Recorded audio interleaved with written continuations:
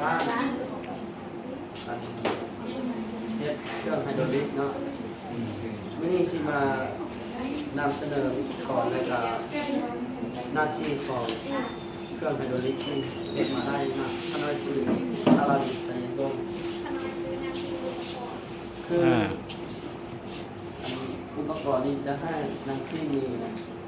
เสนอก่อนเนาะอันซีเสนอตัวนี้ก็น้องเน้นเทสเกี่ยวกับแห้งดัดความดัดอุปกรณ์เมนเราจะได้ใช้1 เมตรกระดาษหรือว่าแก๊สก็ได้และ TAC มีมิตาแล้วก็ฟองน้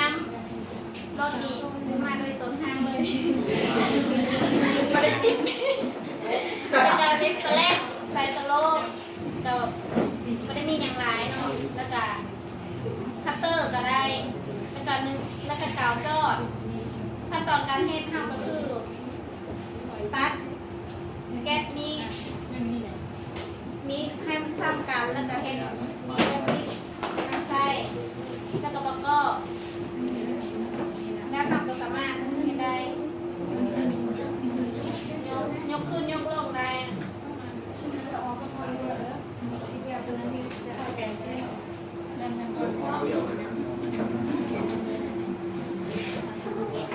ตัวที่สองเนาะตัวที่สองก็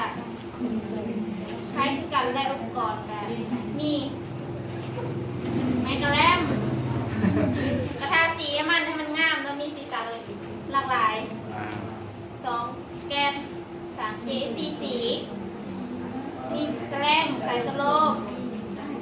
แล้วก็กาวมีตัดใช้คัตเตอร์ก็ได้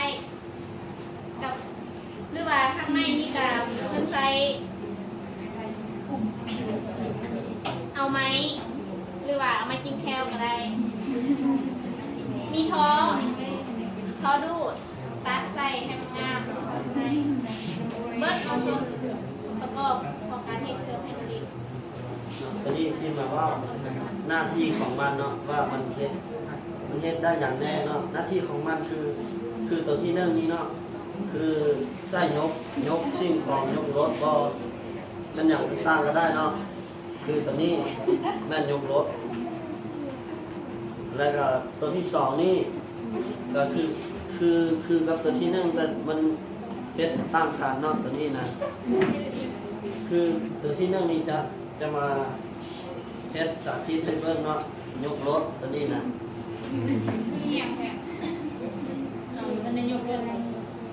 และคือ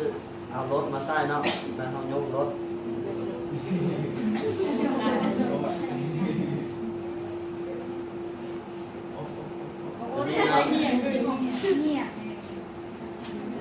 และตัวที่สองก็ยกรถหรือซิ่งของตัวนี้น่าจะยกไม่ได้นะรถมันดักโตการหน้าที่ของมันก็รถดีเนาะ